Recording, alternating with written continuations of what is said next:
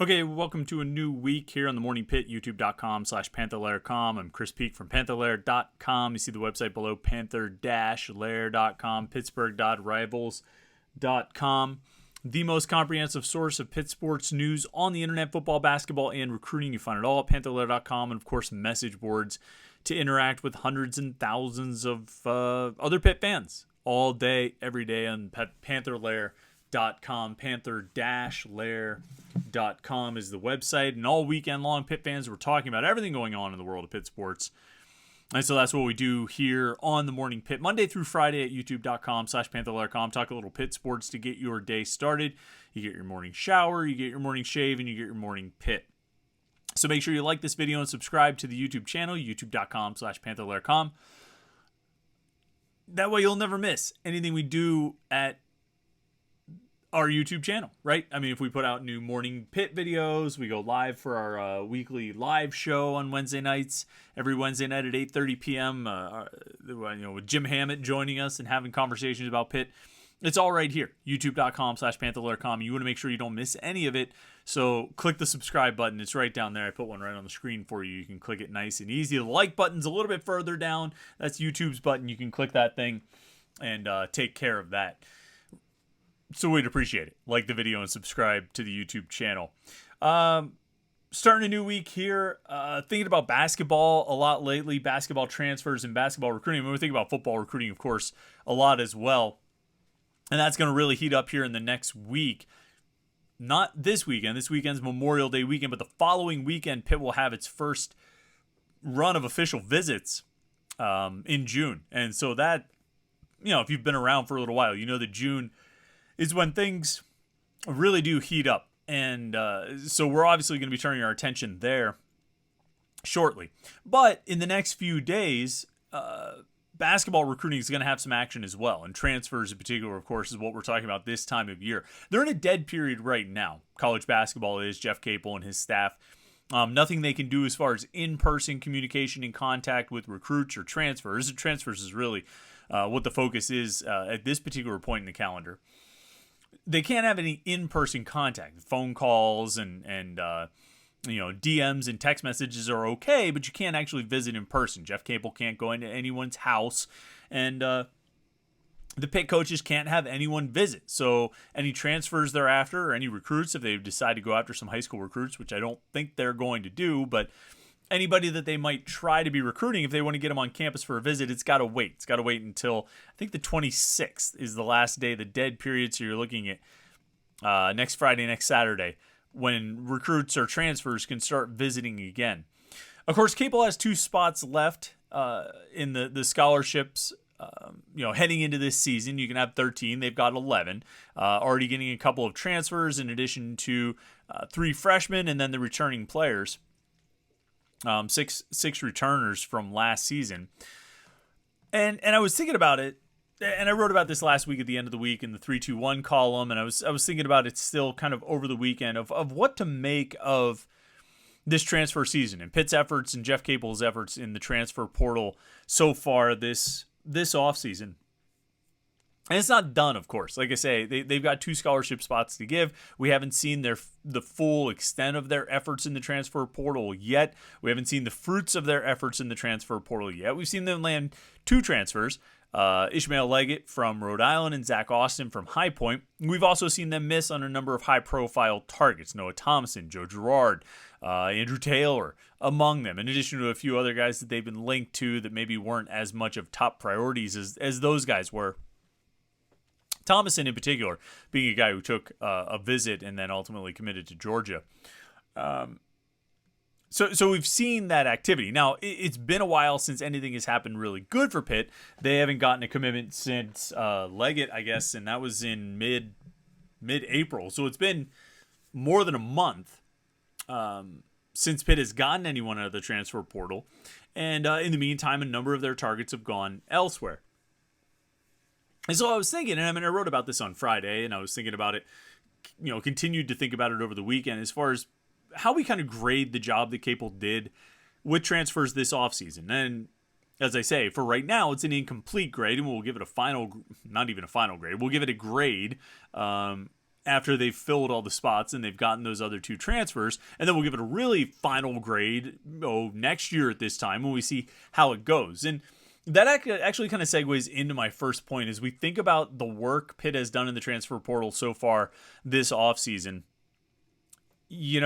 I think if we took a grade on Pitt's transfer efforts and efforts in acquiring transfers last year in May or June or so, I'm not sure the grade would have been anything spectacular. When we talk about a guy like Blake Hinson, who hadn't played organized basketball in 2 years. You talk about a guy like Greg Elliott, who was coming off the bench, and it was sort of the hopes were hinging on him, having a higher volume of 3-pointers and becoming a more effective 3-point shooter, putting up better numbers when he had more opportunity. Let me talk about Nelly Cummings, a guy who I think people were moderately excited about because you could cherry pick some stats and find that he played pretty well against high major conference opponents when he was at Colgate. Obviously had a nice game at the Peterson Event Center when he played for Colgate at Pitt, but again, not exactly lighting the world on fire, not getting a high major point guard to transfer in. And those were the 3 transfer acquisitions last offseason, in addition to the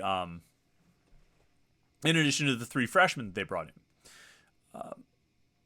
I have to think that if we graded those transfer acquisitions, just the transfers, I should say 4 freshmen actually, because they had Dior Johnson as well. Not even looking at the freshmen, and I mean, you could certainly have some interesting conversations about those guys. I screwed it up again. I said the 3 freshmen's accurate. Well, the 4 newcomers who were not transfers, right? Federico, the Diaz-Graham twins, and Dior Johnson. And those guys all came with their own caveats and all that. But if we just look at the transfers, which is what we're talking about with this year's team, if we just look at the transfers, Nelly Cummings and Greg Elliott and Blake Hinson, that wasn't exactly moving the needle a ton.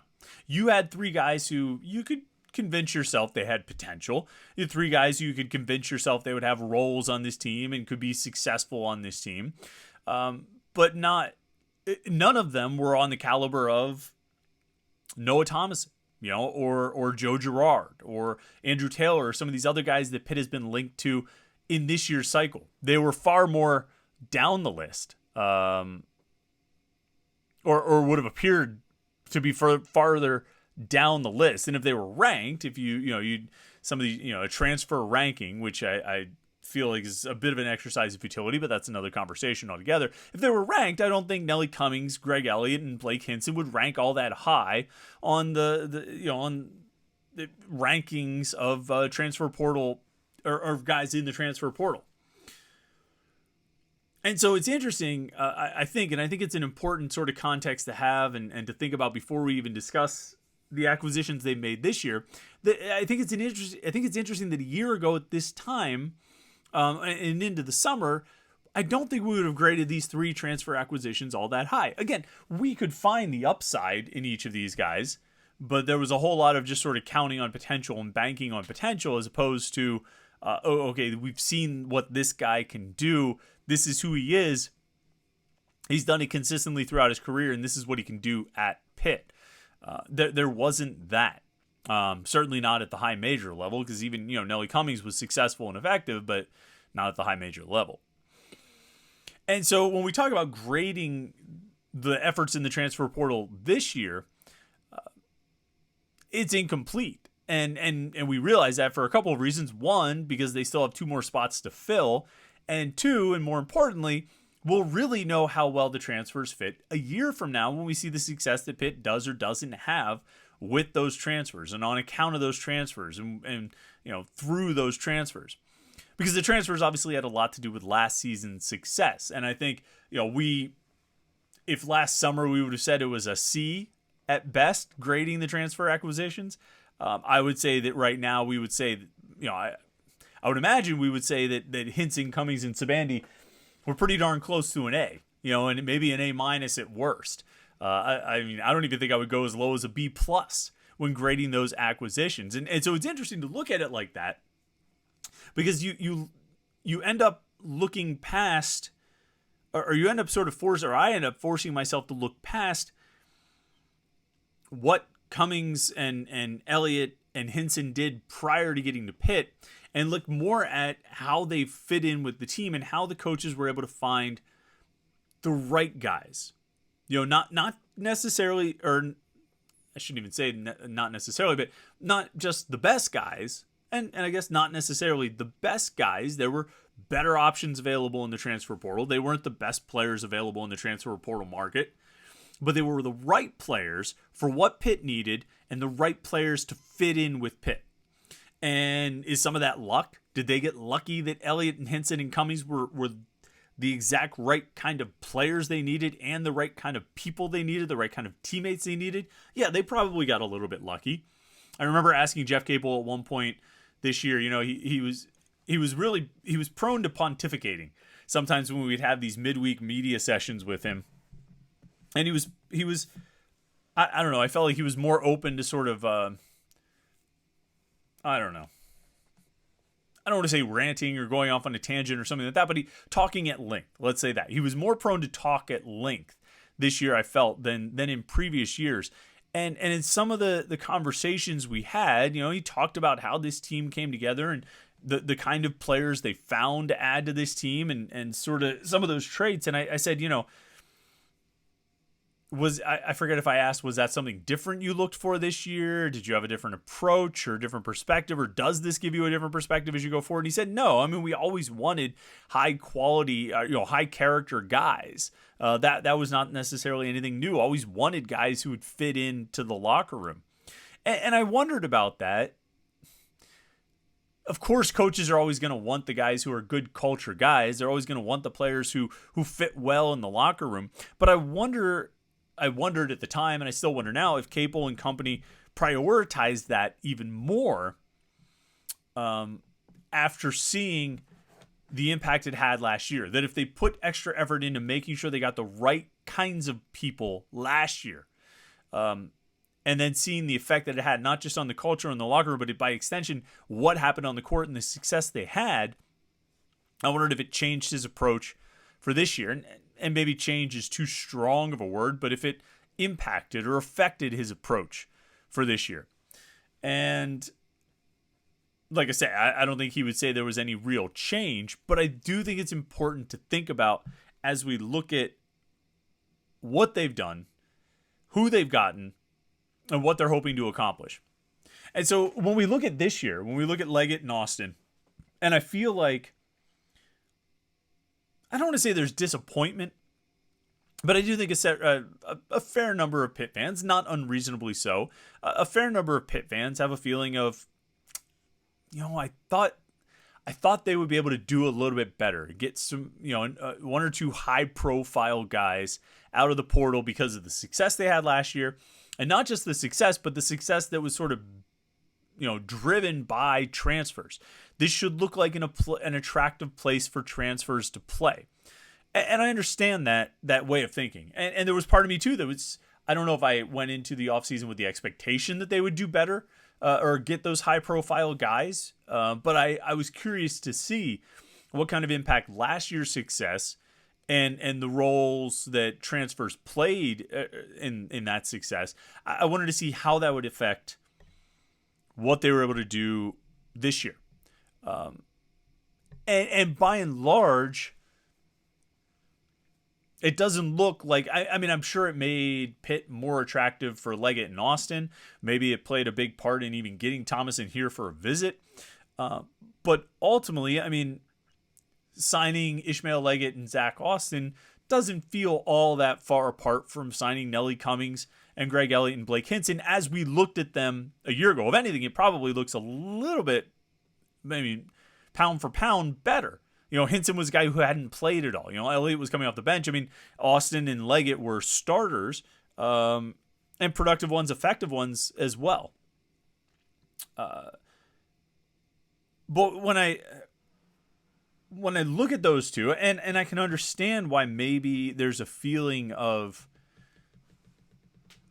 not capitalizing. I've sort of seen that notion thrown around that Pitt maybe hasn't capitalized. They weren't able to strike when the iron was hot in terms of getting the transfers and really kind of building on last year's success.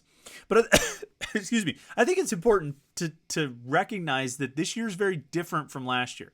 This offseason is not last offseason. The needs are very different. The approach is very different. Last offseason, they were coming back with, I think they had 5 players coming back, and John Hughley was obviously the centerpiece. And beyond that, they had Jamarius Burton, Nate Santos, Will Jeffress, and Nike Sabandi. Sabandi coming off a knee injury, Santos and Jeffress not really playing very much in the previous year, Burton and Hughley as returning starters. So not a whole lot of a lineup coming back from the previous season. And a whole lot of needs out there, particularly in the backcourt. Shooting chief among those needs, but a point guard also high on the priority list. And so that's what they were able to go out and get. They filled those holes. And I think at the time, even last year, we looked at it and said, okay, I get it. Nelly Cummings is supposed to be the point guard. Greg Elliott brings some shooting. And this Blake Henson guy, if he's anything like he was, before, he should be a decent shooter as well. And then they have to hope that Nike Sabandi gets healthy and, all this stuff. I think it's different this year. I think the needs are different this year. And I think there are a few reasons for that. Obviously, you've got Hinson. I think we all sort of assume Hinson is coming back. You have the developing players in the post with Federico and the Diaz-Graham twins. But you also have this big element that wasn't really the case last year, and that's the incoming freshman. And Dior Johnson, for that matter. Dior Johnson basically counts as part of the incoming freshman. He's a returning player in that he was on the roster last year, but it's not like he played last year. But the 3 incoming freshmen plus Dior Johnson, in particular, Jalen Lowe and Carlton Carrington and Dior Johnson. 3 standout guards, 4-star prospects coming out of high school, and guys who are expected to play pretty significant roles for Pitt this season. And you didn't have that a year ago. There were freshmen coming in, but the expectations weren't there for Federico and the Diaz-Graham twins. At best, Federico was going to eat up a few minutes a game as John Hughley's backup. And the Diaz-Graham twins were probably going to redshirt. Maybe see a little bit of time here or there, maybe, but probably redshirt. That's not the expectation this year. That's not what the coaches are looking at this year. They're looking at Jalen Lowe, and they're looking at Carlton Carrington, and they're looking at Dior Johnson and saying, you guys are going to be basically the foundation of the backcourt. And while you'd always like to have that 60-year senior point guard and 60-year senior shooting guard and all that stuff like they had last year with Greg Elliott and Nelly Cummings, this is college basketball, where freshmen can and do play a lot and can and do play well and can and do lead their teams to a lot of success. And I think that's what the Pitt coaches are expecting this year. I think they're looking at Lowe and they're looking at Carrington, they're looking at Johnson and saying, these are the guys we're going to win with. So they had different roles to fill out from the transfer portal this year. They wanted to get a big shooter. There's no question about that. And they didn't really get that Greg Elliott type of sniper. They got guys in Leggett and Austin who can make some shots. And, of course, you'll have Hinson as well. And then the freshmen coming in, Lowe and Carrington, can make some shots as well. You might not have Greg Elliott, but you should have a lot of guys who can knock down shots. I think Austin was a priority to fill that 3 spot, that other forward spot opposite from Hinson, because they really didn't have that. I think on the returning roster, potentially Will Jeffress, but you're still sort of feeling out where he is health-wise and how he's going to fit in. I think he should be good to go for the season, but how he's going to fit in. And then I think they wanted another guard to go in that. I think they probably would have liked to have a couple veteran guards to go in that backcourt. Leggett is the one that they got. To play with or around or ahead of or behind or whatever it is. Probably Carrington at the 2, but you can move these guys around and do some different things. And so you look at it, and on one hand you say, oh, man, they won 24 games. They won an NCAA tournament game. They, won 2 NCAA tournament games. They were at the top of the ACC heading into the final week. They had so much success, and it really seemed like they were going to, turn the corner. And some of that success was driven by transfers. I really thought they'd do better this year with the transfer portal. To which I say, I think they did what they needed to do in the transfer portal. And if they were able to accomplish that really key point from a year ago of finding the right guys, then I think they really did what they needed to do in the portal. The grade right now, you got Ishmael Leggett from Rhode Island. You got Zach Austin from High Point. The grade on that is, you filled open spots with guys who should be able to help you out. They can make some shots. I think they'll be good rebounders at their positions and probably help out the overall team rebounding. So I'll give you a C+, B-, B. Do it go as high as a B on the grade for this? That's the grade right now as we sit here on May 22nd. Fast forward a year, I won't be surprised at all if we look back and say, oh man, I'm getting Leggett and Austin was huge. I'm going to give an A- at worst on this. If they got the right guys. I don't know if they got the best guys. They didn't get the best guys. We know that, right? We know who those best guys were. But did they get the right guys? Because last year they were able to win as much as they did and have the success that they did by getting the right guys. And if they got the right guys again, then they're going to have a lot of success again, driven not just by transfers, but also by the freshmen. And, we're going to end up grading this transfer season pretty highly, kind of like we did a year ago. So it's a waiting game. It's an incomplete grade. Partially because we haven't even seen what they're going to do with the final two spots. I think there's different options of what they can do there. It's hard to imagine that they're going to get a top line starting player, with those two spots for a number of reasons. But they'll fill them. They'll fill them out somehow, and then we'll see what it turns into in the season. And then a year from now, we'll give it the real grade of how they did in the transfer portal, because that's ultimately what's going to tell the story, is how those players contribute. All right, that's just the start of the week. We got a lot to talk about this week for sure as we move through Monday through Friday here on the Morning Pit. Like I said, like this video and subscribe to our YouTube channel, youtube.com/Panther-Lair.com. We'd appreciate that. And and then check out the website, Panther-Lair.com, Pittsburgh.rivals.com. Thanks so much for tuning in today. I hope you had a great weekend, and I hope your week gets off to a great start today. We'll talk to you again tomorrow morning on the Morning Pit right here, youtube.com/Panther-Lair.com.